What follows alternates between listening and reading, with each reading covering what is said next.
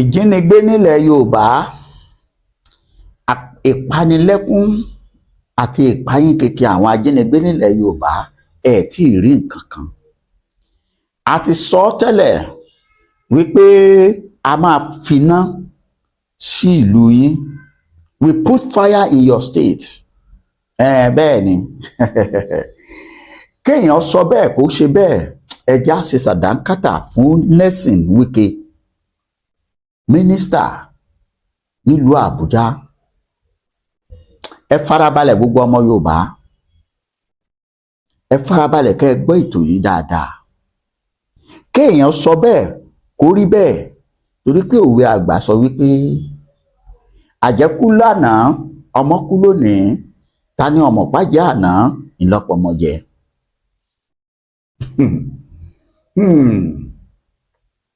Ká sì wí fún ni ká tó dá ni àgbà àjàkadì ni. Ṣé ẹ gbàgbé? A lè tí ì gbàgbé àwọn ìjínigbé tó ń lọ lọ́wọ́lọ́wọ́ nílẹ̀ Yorùbá lọ́wọ́lọ́wọ́ báyìí, àti bí ọ̀rọ̀ òṣèlú bó ṣe di wóro nípínlẹ̀ ilẹ̀ Yorùbá, pàápàá jùlọ nílùú ìpínlẹ̀ Ọ̀yọ́. Àṣé àwọn tó sọ̀rọ̀ tí wọ́n láwọn ó ṣiṣẹ́, wọn ò kúkú sẹ́wọ̀n pa àwọn òwí bẹ́ẹ̀. Ẹ farabalẹ̀ ẹ máa rójú wọn láìpẹ́. Ì máa gbé yín lọ́dọ̀ wọn. Ṣé wọ́n ti kìlọ̀ fún gómìnà ìpínlẹ̀ Ọ̀yọ́ ẹnjìnà Olúwaṣèyí Mákindé tẹ́lẹ̀tẹ́lẹ̀? Àṣé Mákindé ni ọ̀gbọ́ kìlọ̀. Bó bá jẹ́ wípé Mákindé ti gbọ́ kìlọ̀, ó ṣeé ṣe kí nǹkan yẹn kó má wáyé, àbí ká sọ pé ó ṣe àfojúdi. Ó wò ó pé we are colleagues now, olóṣèlú kan náà ni wá, kò mọ̀ pé man pass man, àjùra wa lọ ti jàkadì kọ́. Wọ́n ti fi ọ̀nà àgbà hàn Ṣèyí Mákindé báyìí, ọwọ́ àtàbálẹ̀ ọ̀tàbókò, ó dé gbogbo ọ̀dọ̀ àwọn ọmọ ìran Yorùbá. Ní gbogbo ilẹ̀ Yorùbá kò síbi tó lè sùn tó lè wò mọ́ nísìn. Bẹ́ẹ̀ bá rí fìrí báyìí, ariwo ajínigbé ni báńdíìtì, pàápàá jùlọ lẹ́kọ̀ọ́ tó ṣe ìpínlẹ̀ Èkó gan-an. Báwọn bá tẹ̀ ti rí fìrí báyìí, wọ́n ní báńdíìtì dé ni. Àṣé Mákindé ni ọ̀gbọ́ kìlọ̀. Nelson Wike, mínísítà nílùú Àbújá, ti kìlọ̀ pé òun máa kí iná bọ ìpínlẹ̀ Ọ̀yọ́. Òun ó jẹ́ kí ilẹ̀ Ọ̀yọ́, ìpínlẹ̀ Ọ̀yọ́ kó dàbí iná tó ń jó, kó ní political crisis, kó ní wàhálà òṣèlú. Ṣé ò rí bẹ́ẹ̀? Ohun ẹnu ẹ̀ máa gbọ́ bó ṣe sọ, máa gbé wá fún yín lẹ́kùnrẹ́rẹ́. Ẹ farabalẹ̀ gbọ́. Ẹ wá gbọ́ nǹkan táwọn èsì tí wọ́n fún un padà. Àwọn tó mọ̀ tó mọ̀ ọ̀rọ̀, ẹ jẹ́ n kọ́kọ́ gbé yín dọ́dọ̀ bàbá yìí. Ẹ gbọ́ nǹkan tẹ́ni yìí sọ. Gẹ́gẹ́ bí ọ̀rọ̀ bẹ nínú national news. Ìyẹn kì í ṣe pé wọ́n parọ́ mọ́ ọ̀yàn. Ẹ bá mi share ètò yìí. Mo gbé wá kí gbogbo ìran Yorùbá lè bá àmúra. This is 25 days tí àwọn ọmọdé yìí tí wọ́n ti wà nínú ìgbèkùn nílùú Ahoro àti Ìsíẹ̀lẹ̀, olùkọ́ àtàwọn ọmọ ilé ẹ̀kọ́, níbi tí wọ́n ti ń bá ìpọ́njú burúkú pàdé. Ẹnìkan dẹ̀ sọ wípé òun ṣe báyìí, allegedly. Ẹ má jẹ́ ń tàn yín, ẹ kọ́kọ́ gbọ́, mò ń padà bọ̀, òun rèé. Ẹ gbọ́ nǹkan tí bàbá yìí sọ, mò ń bọ̀. TV, ìkànnì tó ń ṣojú gbogbo ọmọ Yorùbá nílé lóko. Ẹ ṣé tẹ̀ ń wò wá. Everything you promised Seyi Makinde is coming to fruition. A whole minister of the FCT told Seyi Makinde and Oyo people and Yorubas in general that I will put fire in your state. I will put fire in Yoruba land.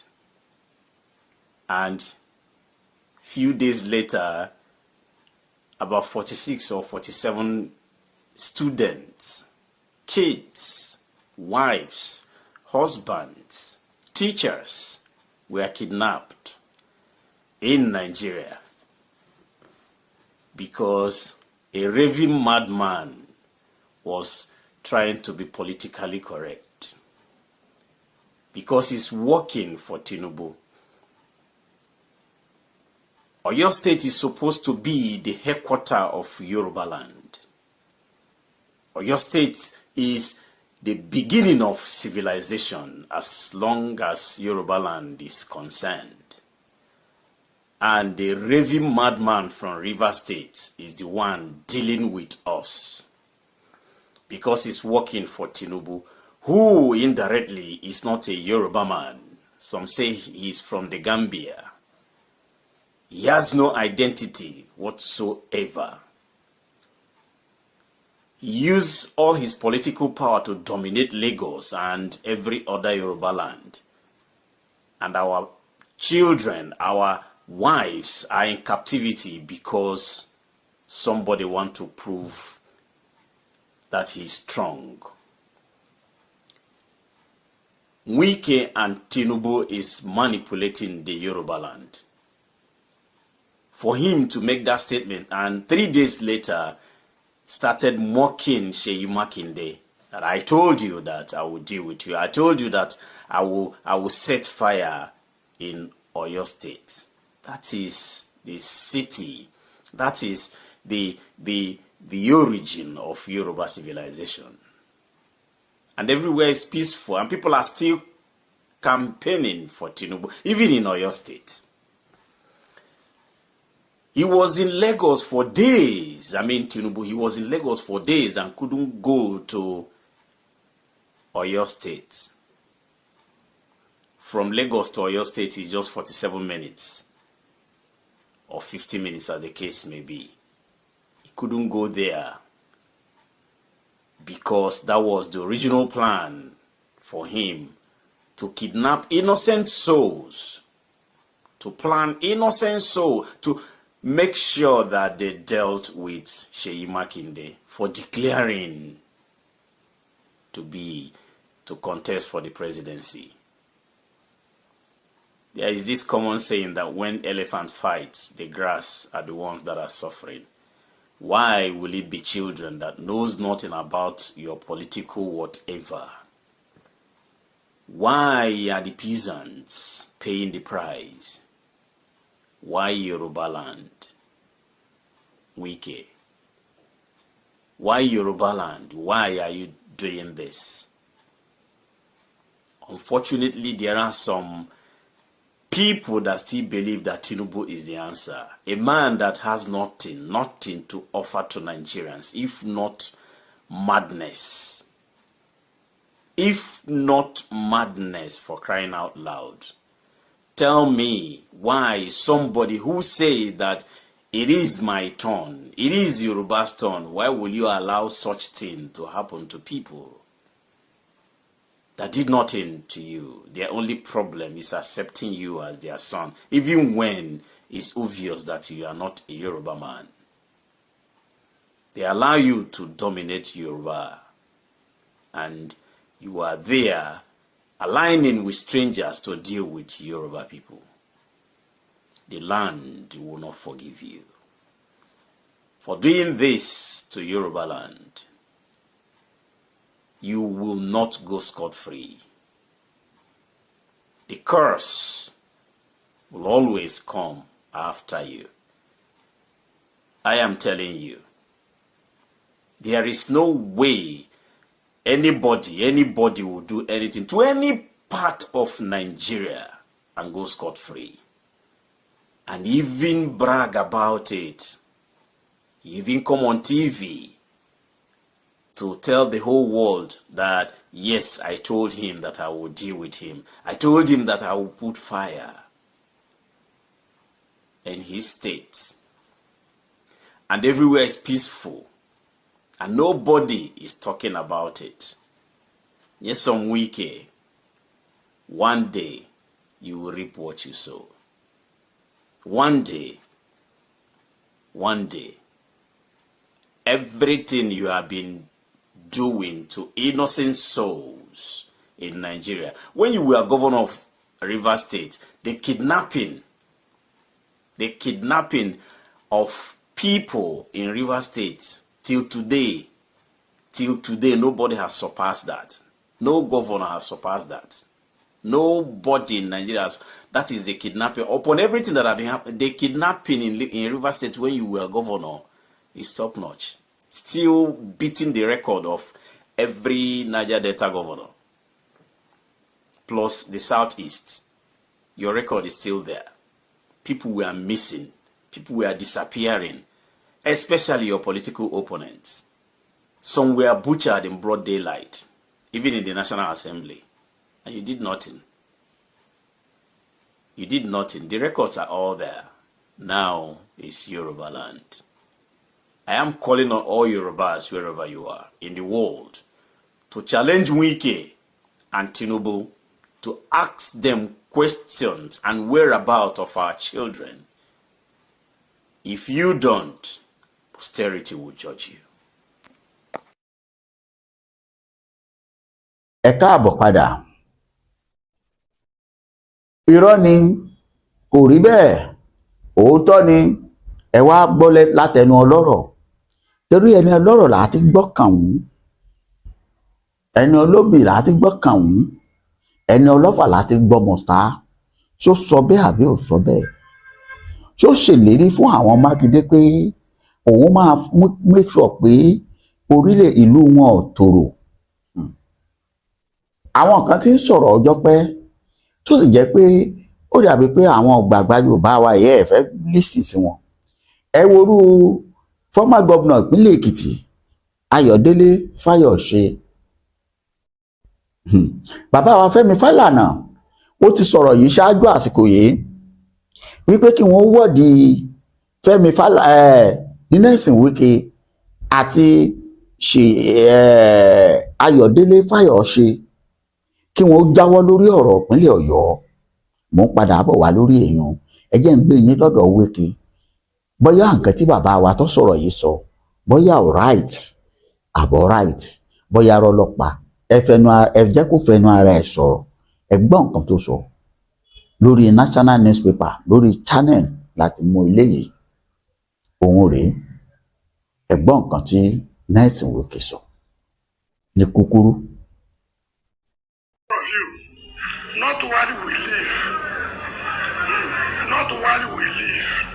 We take away the structure of PDP from us. Not while we live.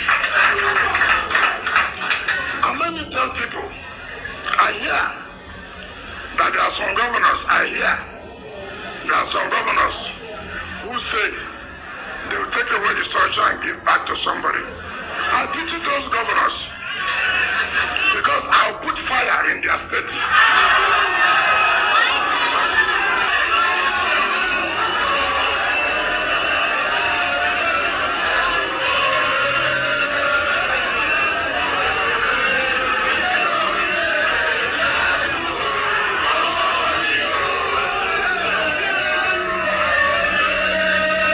Ẹ káàbọ̀ padà.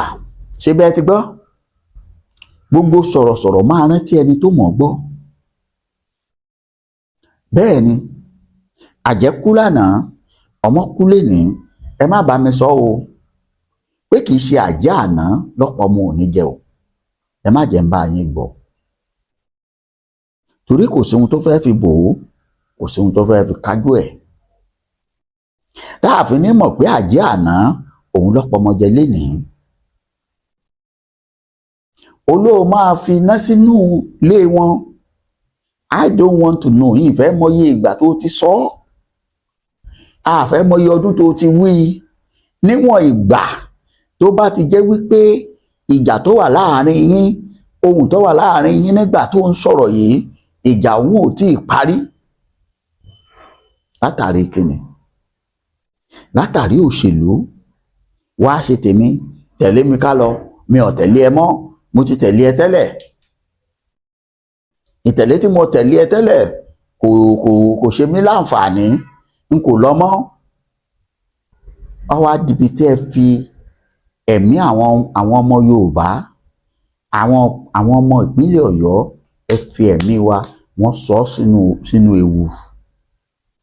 Wọ́n ti kó àwọn ọmọ 40 pẹ̀lú àwọn olùkọ́ 6 tó jẹ́ pé oore ọ̀fẹ́ Ọlọ́run ló kù tí wọ́n fi bọ́ ńbẹ̀ báyìí nítorí kíni? Nítorí òṣèlú.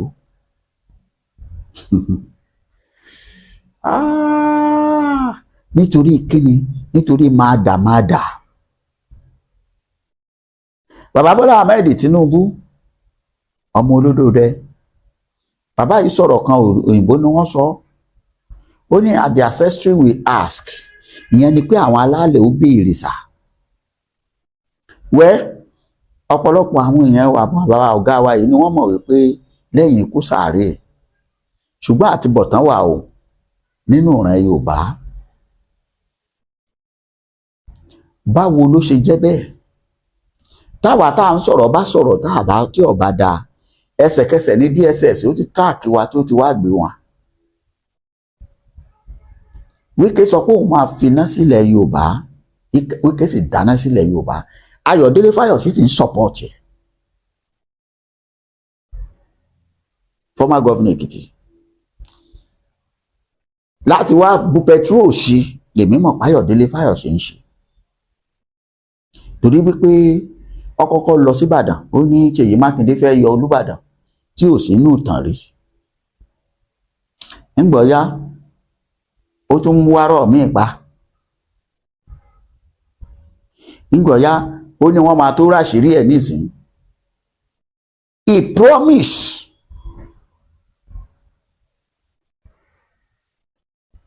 Ó promise wa nǹkan tó máa ṣẹlẹ̀ sí Ṣèyí Mákindé, wípé àwọn gbogbo gómìnà tó bá ti ṣe kì í ṣàṣeyọrí ní end, tí Ṣèyí ṣàṣeyọrí nsìn.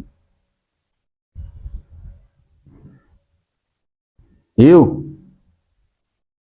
Fáyọ̀sé ṣèlérí ẹ̀ láàfin, ẹ lọ wo fídíò ẹ̀, pé kí wọ́n máa wò ó ohun tó máa ṣẹlẹ̀ tí ó pàpà ṣẹlẹ̀ nsìn. Wọ́n ti kó àwọn ọmọ lábẹ́ Ṣèyí Mákindé, àwọn nǹkan tí wọ́n ń béèrè ipa Ṣèyí ọ̀ka láti fún wọn. Ọ̀nà àṣeyọrí dà? Gbogbo ibi tó ti rò pé òun ti ṣàṣeyọrí nsìn, gbogbo èèyàn ti kẹ̀yìn sí wípé ń bo òòrùn àṣeyọrí ṣe. Ẹ̀yin ará bíi sì mọ̀, ẹ ti gbà pé péjọ kan ń bọ̀ tí iná dilẹ̀ lẹ́yìn aṣoṣo jẹ, tí gbangba ó dẹkùn, tí kedere ọbẹ̀ wò, tí ò lọ́nú ò dákẹ́, tí ò ní lè gbé mọ́,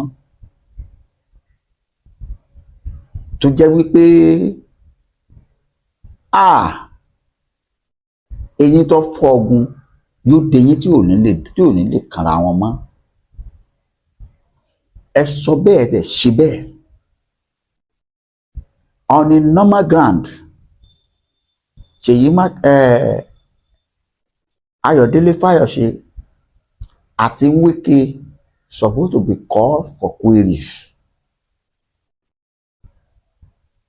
Nobody says pé wọ́n ṣe, kò sẹ́ni tó sọ pé wọ́n ṣe bẹ́ẹ̀. Ṣe bẹ́ẹ̀ èèyàn lówó Yẹlé Sowore tó ń jà káàkiri táfátáfá nítorí gbogbo ọmọ Nàìjíríà. Mélòó ló ti promise state kan pé ìmọ̀ ń bọ̀ wá bẹ́ẹ̀, màá wá finance, màá dẹ̀ make sure pé tó dẹ̀ ṣe tírù ìbísí ṣẹlẹ̀. Bó bá ń jà fóṣèlú, ó ń jà fọmọ Nàìjíríà. Ẹ̀yin fèsì òṣèlú, ẹ fẹ́ dìbò fún bàbá Bọ́lá Ahmed Tinubu, right, good. Ǹjẹ́ bàbá Tinubu ló rán yín níṣẹ́? Ṣàkànmọ́ ọmọ olódòdẹ ló ní kẹ́ ẹ máa sọ̀rọ̀ eléyìí. Ìbáàjẹ́ Bauchi, òun mo play fún yín nínú tẹ́tí gbọ́ yìí. Ìbáàjẹ́ Bauchi, ìbáàjẹ́ Ọ̀yọ́, ó ní òun máa, ó wà káàkiri inú ìwé ìròyìn, go and read it. Tí Wike bá lóun ọ̀sọ́ bẹ́ẹ̀, kó lọ bá wọn nínú ìwé ìròyìn tó kọ àti channel television tó gbé, pẹ̀lú àwọn television station tó gbé, kó tó dọ́dọ̀ ọ̀rọ̀ àwa. Bí Fáyọ̀sé bá lóun ọ̀sọ́ wípé ẹ sì máa rí ohun tó máa ṣẹlẹ̀ sí wa Mákindé ní pé wọn kì í ṣàṣeyọrí tí ó bá sọ bẹ́ẹ̀, ẹni kó lọ sí orí íńtánẹ́ẹ̀tì ẹ̀ la wò ó bẹ́ẹ̀.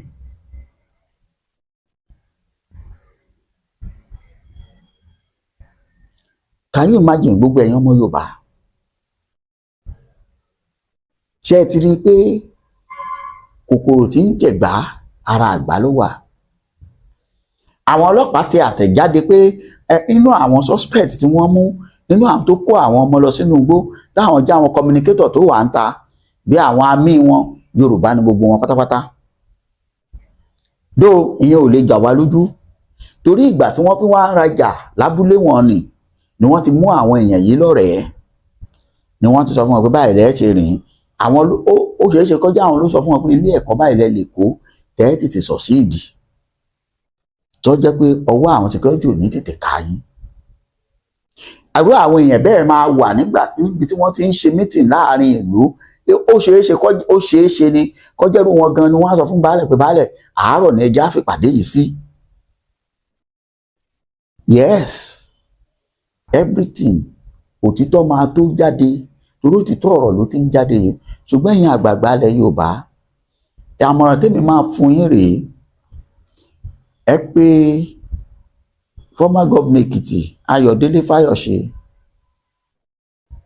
gómìnà yìí jẹ́ gómìnà tó serious nígbà tó wà ńbẹ̀ tó mú ìgbé ayé àwọn ọmọ Yorùbá pàápàá àwọn state ẹ̀ serious ṣùgbọ́n kì í ṣègbà tó kò nínú agbára ni ó wà torí òṣèlú tí ó jẹ́ kí ayé ọmọ Yorùbá ó kẹ̀yìn sí gbogbo eléyìí tó ń ṣe yóò pé kó padà di president lọ́ndà Yorùbá ẹ jẹ́ kó yé wọn sà kò pé kí wọ́n padà mú wọn as a minister kò pé kí wọ́n padà di senator níbi tó ti wá working with Wike tó bà dẹ́tà jẹ́ àbí ibo ló ti wá àbí ní ibo ní ọkàn wa ṣùgbọ́n wá come and put fire nílẹ̀ Yorùbá iná sì ń jó ìran Yorùbá lóòótọ́ iná ọmọ ò ní jó gbogbo àwa tẹ́ ń gbọ́ mi àtẹ̀yin tẹ́ ń wò mí àti bẹ́ẹ̀ ṣe ń ṣíà ẹ̀ èèyàn ṣèlérí ó dẹ̀ múṣẹ bí ò tiẹ̀ jóun ló ṣe é bó ti sọ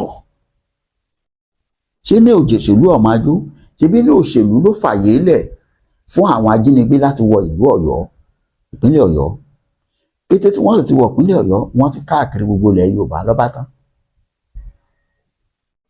wọ́n gbé àbúrò Adélabú Pẹ́ńkẹ́lẹ́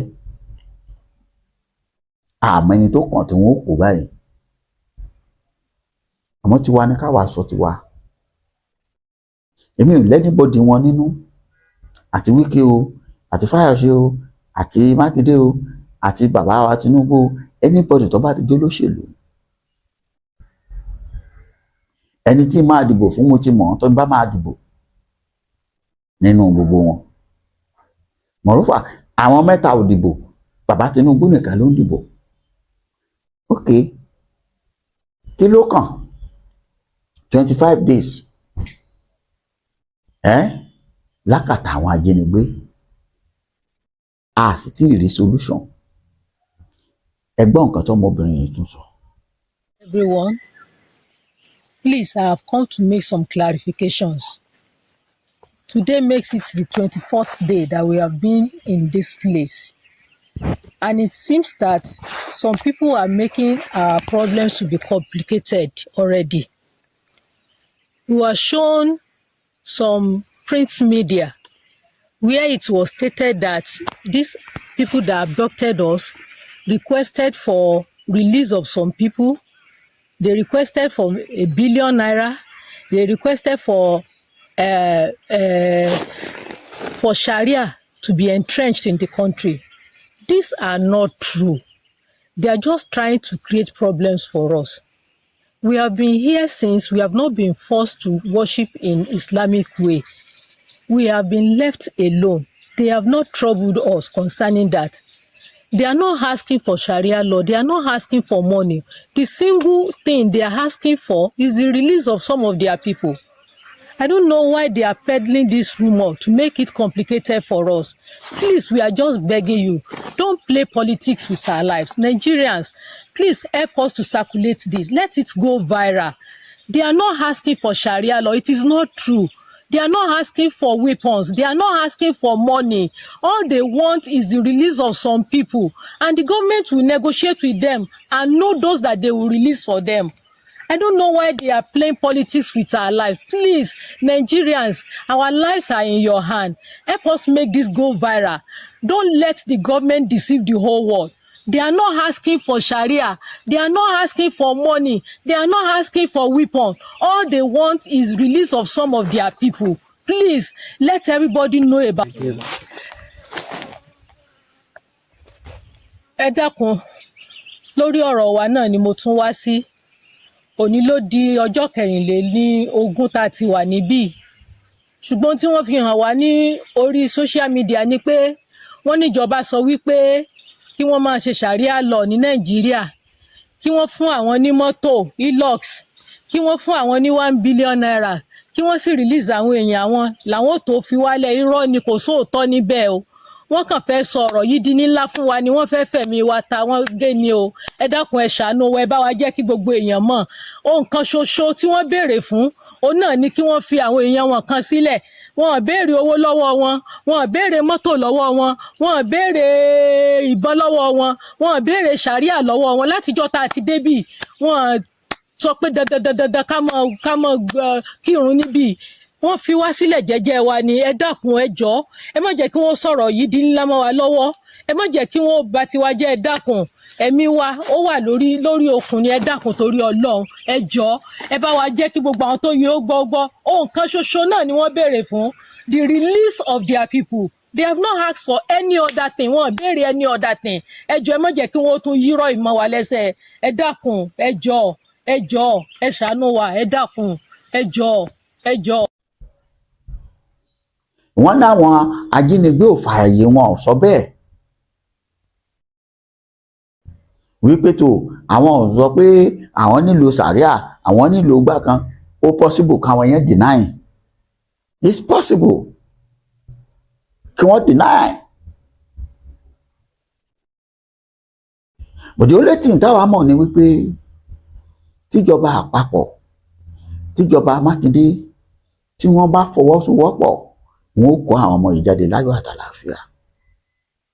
A sì fòpin sí ìjínigbé. A ti ń mọ̀ ní ìsìn tá a bá láàmọ́ ibi tó gún tí ń wá nílẹ̀ Yorùbá à ń tẹra wa jẹ ni. Ẹ̀yin àgbààgbà ẹ̀ ń tẹra yín. Àwọn ni olóyè Sunday olówó máa mention, olówó máa ṣe kí. Bí Sunday bá kọ̀ tí ó bá mention anybody, ọlọ́pàá ló fẹ́ mu. Ẹ̀yin tẹ́ ń rìn gbòòrò sẹ́yìn ọmọ àwọn tó lè ṣiṣẹ́. Bọ̀tà ni ó sọ̀rọ̀ pé lágbájá ló ṣe. Irú àwọn tó ń sọ̀rọ̀ yìí, tá à ń sọ̀rọ̀ ẹ̀ yìí, à ń sọ̀rọ̀ wọn torí ọ̀rọ̀ tí wọ́n ti sọ, ohun ẹnu wọn tí wọ́n ti filẹ̀. Òun ló dúró fún wọn gẹ́gẹ́ bí ìdájọ́ báyìí. Tí kì í bá ṣe bẹ́ẹ̀, ṣé mi fẹ́ jáde kí n máa sọ pé Wike ṣe nǹkan kan ni? Ṣé mi fẹ́ sọ pé nǹkan kan ni Ayọ̀délé FAYOSE ṣe? Kí lọ́kàn mi? Nínú ìrìn àjò wọn, ìgbà tí ń bá wọn ṣòṣèlú. Bọ́n nígbà tẹ́ ti sọ, ó dẹ̀ ṣe gàtè, kò ṣe gàtè, ó fẹsẹ̀ méjèèjì ṣe gàtègàtè. Ẹ wo arábìnrin, ẹ wò ó sí crying, sunkún every day ló máa sunkún torí kò mọ faith ẹ̀.